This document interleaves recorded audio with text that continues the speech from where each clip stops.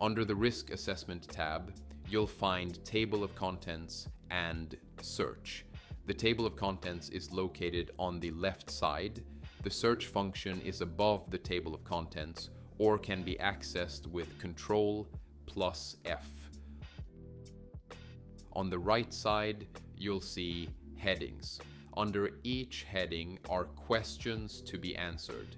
Click the single arrow to expand the section you want to work on. To expand or collapse the questions in a section, click the double arrow down or up.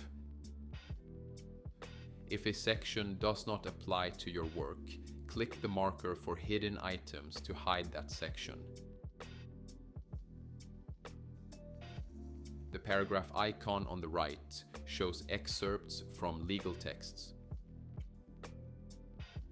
Click New Risk or the arrow to paste an existing risk. Fill in zone, hazard source, cause, and harm. A drop-down list offers suggestions. Add a relevant image by dragging and dropping, clicking the plus icon, or pasting it in. There is also support for calculating PLR and SIL.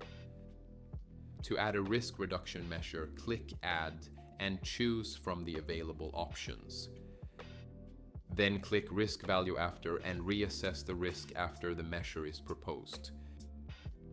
In this view, actions can either appear directly in the Risk Assessment tab, if enabled in the Action Information within the same tab, or they will appear under the Action Plan tab.